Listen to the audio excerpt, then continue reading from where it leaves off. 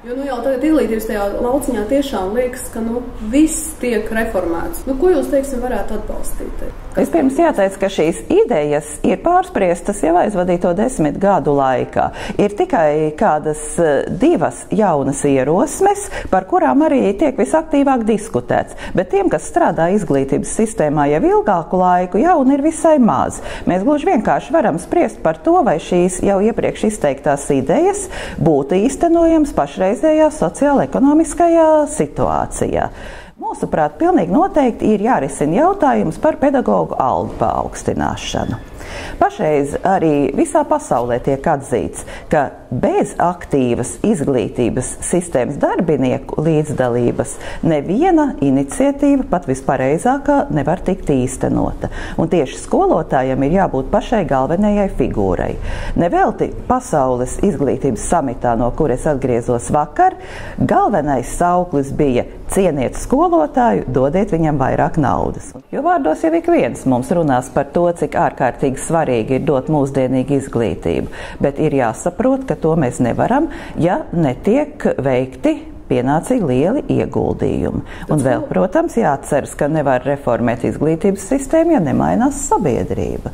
Un sabiedrība, kā zināms, ir pietiekami konservatīva, un tātad arī izglītības sistēmā šīm pārmaiņām ir jābūt pakāpeniskām. Motivācija ir ļoti svarīga un izskaidrošana ir ļoti svarīga. Šeit neko nedrīkst nogriezt kā ar nāzi. Jūs skaties, tagad ir tātad Nacionālās apvienības šī doma, ka tātad no bērnu dārzos mācīt bērnus tikai latviešu valodā. Kā jūs to skatāties, un vai šī doma, šis priekšlikums varētu gūt atbalstu? Man ir diezgan skaidrs viedoklis, kā būtu jāveido šī mazākumtautība izglītība Latvijā. Es aizstāvu bilingvālo izglītību, un tas nozīmētu, ka runājot konkrēti par bērnu dārziem, mums būtu jānodrošina visu tautību bērnu izglītošana vienā un tajā pašā bērnu dārza ēkā ar vienu un to pašu administrāciju, iespējas bērniem tikties gan oficiālos, gan neformālos pasākumos, bet šajās grupās tomēr bērniem būtu jāapgūst zināšanas un dzīves pieredze savā dzimtajā valodā. Aizējam projām mazliet uz tādu vispārīgu tematu. Jums ir ilgs politiķis stāžs.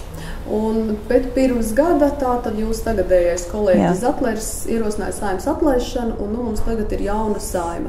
Vai pēc šī, pietiekam dramatiskā soļa, vai jūs ar to savu ilgo pieredzi varat teikt, ka šajā Saeimā ir kaut kas būtiski mainījies un uzlabojies? Es tomēr teikšu, ka 10. Saeima bija kvalitatīvāka.